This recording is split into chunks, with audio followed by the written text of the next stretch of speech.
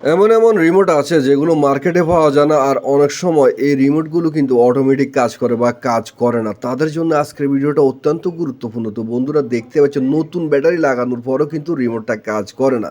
তো এটা কিন্তু কিভাবে আপনি রিপেয়ারিং করবেন খুবই সহজ টেকনিক আপনাদেরকে শিখাবো। অনেক জায়গাতে নিয়ে এটাকে জ্বালাই করেছে, বহুত কিছু করেছে, কোনো কাজ হয়নি। কিন্তু আপনাকে বুঝতে হবে এটার কোথা থেকে কী সমস্যা হচ্ছে।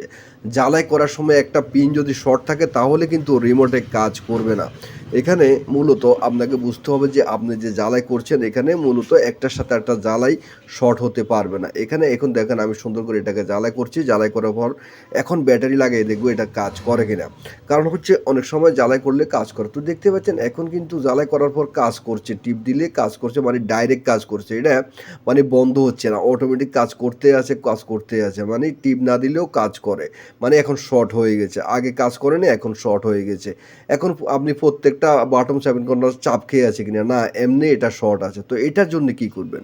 এটার জন্য আপনাকে যে আইসিটা আছে এটাকে ওয়াশ করতে হবে। আইসির কোনো পিন শর্ট আছে কিনা এটা দেখতে হবে এবং আপনাকে এটা থিনাল বা আপনি অকটেন দিয়ে এটাকে সুন্দর করে এটাকে পরিষ্কার করতে হবে যেন প্রত্যেকটা পিনের গোটা, মানে প্রত্যেকটা এই বাটনের গোয়াতে যেন কোনো ময়লা না থাকে, কোনো একটু পানি না থাকে, তাহলে কিন্তু এটা শর্ট হয়ে থাকে।